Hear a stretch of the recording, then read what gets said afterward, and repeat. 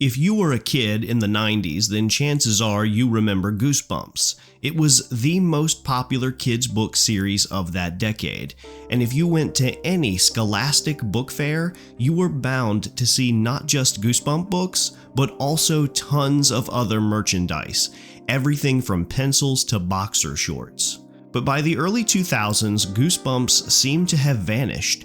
And although there have been several attempts to revive the franchise, including a recent series on Disney+, it has never come anywhere close to matching that earlier success. This is the rise and fall of Goosebumps. During the 1970s, Robert Lawrence Stein created a humor magazine for teens called Bananas, which was published by Scholastic Press. He actually used the pen name Jovial Bob Stein. It's hard to believe that a man synonymous with horror got his start basically writing joke books. He published his first horror novel under the name R.L. Stein in 1986, titled Blind Date. Like Bananas, the book was aimed at a teenage audience. Stein followed up that novel with several others, including The Babysitter and Beach House. By the way, Beach House is a great book and definitely worth checking out if you want to get a sense of what R.L. Stein's earlier writing was like. Eventually, he created his own publishing company, Parachute Press, and launched the Fear Street series in 1989. The horror series was aimed at teenagers and set in the town of Shadyside. Like the Goosebumps books that would follow just a few years later, Fear Street featured plenty of supernatural elements. The series went on to sell a combined total of 80 million copies, making Stein an established and well-known children's author. Elements from these books were eventually adapted into a series of Netflix original films. Strangely enough, at the same time Stein was working on Fear Street, he also created the Nickelodeon television series Eureka Castle, a kids show featuring puppets that ran for 3 seasons. I was really young when it aired, so I don't have memories of watching it, but many of the people that worked on Eureka Castle would go on to work on another Nickelodeon show, Gullah Gullah Island, which I definitely remember watching with my sister years ago. During the late 80s and early 90s, kids' books were extremely popular thanks to the success of the Babysitter's Club series, which had been in publication since 1986. Stein's wife and editors at Scholastic approached him about creating a series similar to Fear Street, but with more humor and less violence, so it could be marketed to a younger audience of 7 to 12-year-olds. Although successful, the Babysitter's Club was read primarily by girls. Scholastic believed that a horror series could appeal to both boys and girls and be even more successful, and they proved to be right. Viewers beware, you're in for a scare. Stein chose the title Goosebumps after seeing the word in an ad in TV Guide. In July 1992, the first 2 Goosebump books were published, Welcome to Dead House and Stay Out of the Basement.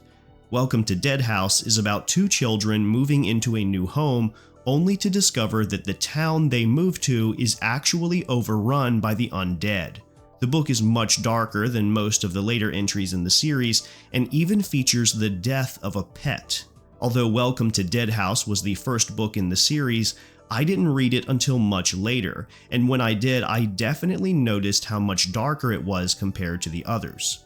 Director George A. Romero, famous for creating the Living Dead series, loved the book so much that he even wrote a screenplay for it.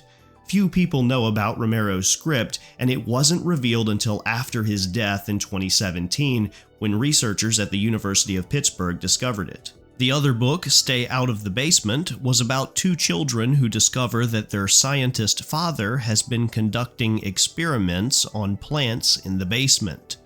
It's revealed that the plants have started to take on human form, and one of them is copying their father.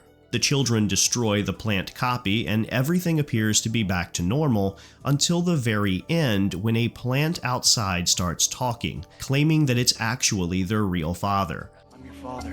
I'm your real father. Oh, I'm your father. R.L. Stein often added plot twists like that at the end of his books.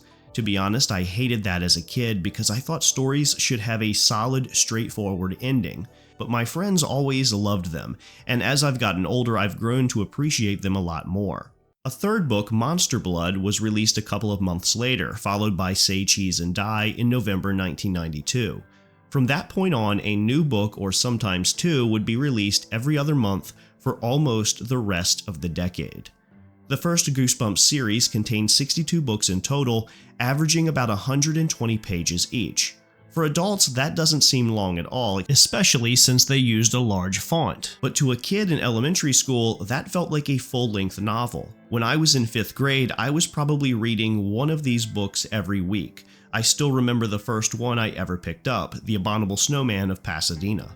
At first, the books didn't sell very well, but when the school year started, Scholastic began promoting them through book fairs, and that changed everything. Once or twice a year, schools would set up a mini bookstore in their libraries or auditoriums. Students could buy books and other goodies, with a portion of sales going back to the school, usually to help purchase books for the library. Some schools that didn't host book fairs handed out order forms where students could purchase books to be shipped directly to the school.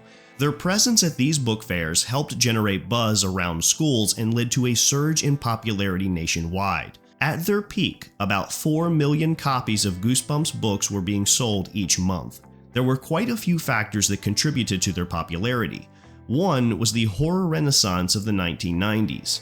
For most of the 70s and 80s, horror films, with a few rare exceptions, were never taken seriously by critics, but they grew in popularity, especially among teens and people in their early 20s. Most of these horror films started appearing on cable in the early 90s. Hello? In 1996, Wes Craven created the Scream franchise, which was extremely well received by both critics and audiences. I swear Ghostface was the best-selling Halloween costume of the 90s. My town had a lot of Halloween-themed events every year. I would see at least half a dozen kids in that costume every year. The Simpsons also introduced the Treehouse of Horror episodes, annual Halloween specials that quickly became event television. Horror writer Stephen King also reached a new peak in popularity after his books It and The Stand were adapted for television. The Goosebumps books allowed younger kids to experience the same thrills their older siblings and parents were enjoying at the time, but in a more age-appropriate way. Another big factor in their success was the cover art. The original run of books looked amazing and was designed by artist Tim Jacobus. He painted every single cover except for Book 2, Stay Out of the Basement, and Book 12, Be Careful What You Wish For. We've all heard the saying, never judge a book by its cover, but everyone in publishing knows that cover art is one of the most important aspects in selling books, especially children's books. The goal of these covers was to make the books look cool to read. Jacobus gave them a cartoonish style, scary but not too scary. Each cover was done in acrylic paint and took between 35 and 40 hours to complete. I'd say the success of Goosebumps is owed just as much to Jacobus as it is to R.L. Stine. These covers were so iconic that if you showed one to a kid back then, they'd instantly know it was a Goosebump book, even if the logo was covered up. Stine also had an unusual writing process. He'd often come up with the title first, then write the story around it. Because of this, sometimes Jacobus would design the cover without knowing anything about the book other than its title. The success of Goosebumps peaked in 1995 with the premiere of the Goosebumps TV series. The show was filmed in Ontario, Canada, and ran for 4 seasons. In the US, it aired on Fox. To give you an idea of how popular Goosebumps was, Fox gave the very first episode a prime time slot to help promote it. Fox moved forward with the show largely because Margaret Loesch, the CEO for Fox Kids, had a son who was a big fan of the books. Loesch's decision to greenlight Goosebumps, along with other hits like Power Rangers, helped make Fox the most popular kids network at the time. The premiere episode was based on The Haunted Mask, the 11th book in the series. It's about a girl who gets a scary Halloween mask, only to discover it has fused to her face and she can't take it off. R.L. Stine has said the inspiration came from his own son, who dressed as Frankenstein one Halloween and had trouble removing his mask. Because it was chosen as the first episode, The Haunted Mask is often considered the most famous Goosebumps book. Stein has also said that the main inspiration for Goosebumps as a whole was Tales from the Crypt, a comic he read as a kid. Not all of the Goosebump books were straightforward horror. One of my personal favorites was Attack of the Mutant, about a kid obsessed with comic books who discovers that the villain from his favorite comic is real. The TV episode based on it even featured Adam West, the actor best known for playing Batman in the 1960s. Where are you going? You're on your own, kid. There was also a Goosebumps computer game based on that story. It was a point-and-click adventure, which was a popular style of PC games in the mid-90s. Another game released around the same time was Escape from Horrorland, which even featured Jeff Goldblum. Stay away from me, you little nitwit. And if video games aren't your thing, there was also a Goosebumps board game. I owned it myself and I remember it being pretty fun to play. There was a ton of Goosebumps merchandise released in the mid-90s. Costumes, action figures, jigsaw puzzles, you name it. In 1996, McDonald's even featured Goosebumps-themed Happy Meal toys. By the end of 1995, Goosebumps had sold 32 million copies and accounted for 15% of Scholastic's total revenue. That same year, Scholastic launched the Give Yourself Goosebumps series, which followed a choose-your-own-adventure format.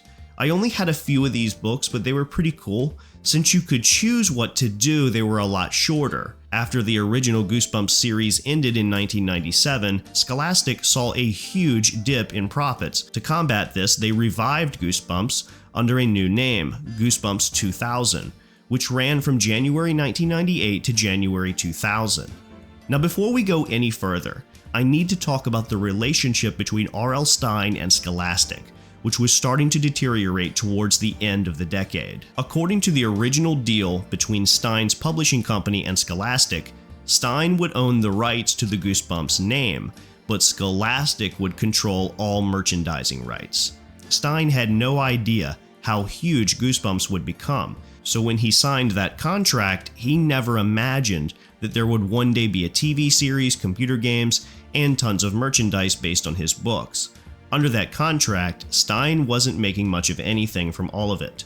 Eventually, the two parties worked out a deal that gave Stein a higher percentage of merchandise sales and allowed his company, Parachute Press, to help negotiate some of the deals. But disagreements between the two publishing companies led to several deals falling through. Eventually, Stein's company sued Scholastic for $36 million. Scholastic claimed they didn't owe Stein anything because many of the Goosebumps books were being written by ghostwriters instead of Stein himself. Their contract had stipulated that R.L. Stine would be the primary author of all the books. Scholastic claimed that after writing the first 16 Goosebumps titles, Stein had trouble keeping up, so he hired ghostwriters. Allegedly, he would give them short outlines of each story and the ghostwriters fleshed them out from there. Scholastic even argued that hiring ghostwriters damaged the brand since the ghostwriters couldn't fully capture Stein's unique style. I read just about every one of the original Goosebumps books, and I don't remember noticing any change in style, but then again, I was in elementary school at the time. Writing almost 24 books a year is a massive workload, especially since as the series grew in popularity, Stein was also busy promoting it. It makes sense that he might have turned to ghostwriters. The authors of Animorphs, another popular Scholastic series, openly used ghostwriters, and those extra writers were even thanked on the dedication pages.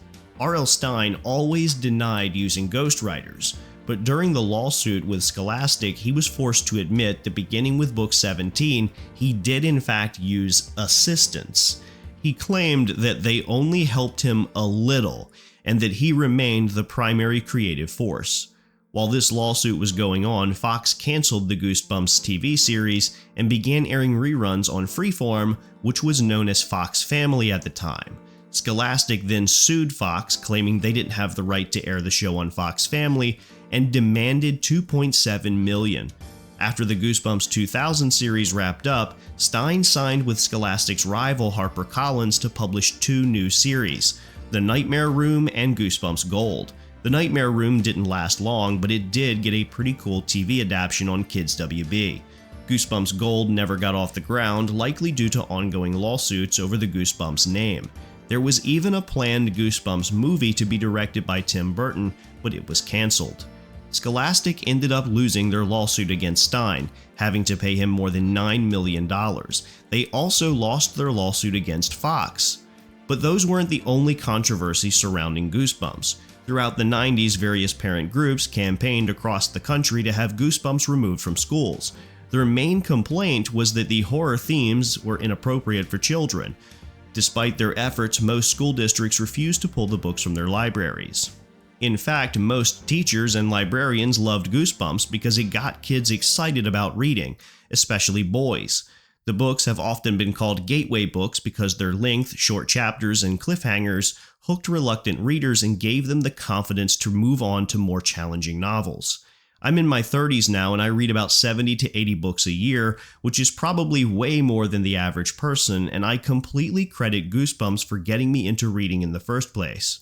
In fact, those books meant so much to me that I still have my entire collection. Another small but interesting controversy involved the book Slime Doesn't Pay. In 1994, Scholastic and AOL held an online contest where kids could suggest titles for a Goosebumps book. An 11-year-old from Illinois named Jimmy won after submitting the title Slime Doesn't Pay. But despite all the hype surrounding the contest, it was never turned into an actual Goosebumps book. 20 years later, R.L. Stine held a Reddit Ask Me Anything, and Jimmy's brother actually posted on it, asking why his brother's book was never released. Stine never answered the question. However, in 2023, Stine finally released a book titled Slime Doesn't Pay. It wasn't a Goosebumps book, just a standalone novel, but at least he fulfilled his promise from long ago. Someone allegedly even tracked down Jimmy and gave him an autographed copy. Stine held another contest a few years later where he promised not only to name the book after the winner, but also to go to their school and write it in front of everyone. This wasn't a full-fledged book though, it was only a short story. And then I'm going to pay a surprise visit to their school, and we're going to write a story with the kids based on the winning title. The winning title was Dead Dogs Still Fetch, and Stine did show up at a school assembly to write it. However, just like Slime Doesn't Pay, it wouldn't be published until many years later. By the early 2000s, kids had a new book craze, Harry Potter. In fact, I moved on to Harry Potter right as I was running out of Goosebumps books to read. I often wonder how many other kids made that same jump. It's almost like one series prepared you for the other. The Harry Potter books were massive, and I don't think there has ever been another series quite like it, where the whole world was reading the same books at the same time. I remember getting my driver's license the very same day the 6th Harry Potter book was released, and I was honestly more excited about the book than I was about driving. The Goosebumps series sold over 400 million copies. The only series to outsell it was Harry Potter with 600 million. Harry Potter also faced similar criticism to Goosebumps. Parents' groups tried to get it banned from schools, claiming it encouraged kids to practice witchcraft. Ultimately, R.L. Stine and Scholastic must have mended their relationship because after a long hiatus, Goosebumps returned in 2008 with Goosebumps Horrorland. Several other spin-off series have followed in the years since. A Goosebumps movie was finally released in 2015, followed by a sequel in 2018. The films featured a fictionalized version of Stine, played by Jack Black. They weren't direct adaptations of the books, but instead told an original story in which Stine's monsters came to life and coexisted with him. There was talk of a third film, but it was eventually scrapped in favor of a TV series which premiered on Disney+. The second Goosebumps series has been very divisive. Unlike the original 90s show, it doesn't adapt the books directly. Instead, it tells an original story that borrows elements from the books. It has a much darker tone than the movies, and at times I'd say it's even darker than the original TV show. I feel like this show was designed to appeal to older teens, and that's what ruined it for me. There's so much teen drama that at times I felt like I was watching Gossip Girl. I was expecting American Horror Story for teens, but instead it felt like a mixture of Pretty Little Liars and Stranger Things. I just wasn't interested in it. Despite all these attempts to reignite the franchise, Goosebumps has never come close to regaining the insane popularity it had in the mid-90s. The Disney Plus series was ultimately canceled after just 2 seasons. Unless you grew up during the peak of Goosebumps mania, it's hard to truly understand how impactful this franchise was in getting kids into reading.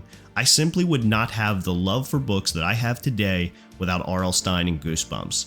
I hope you enjoyed this video, and if you did, please be sure to like it and consider subscribing.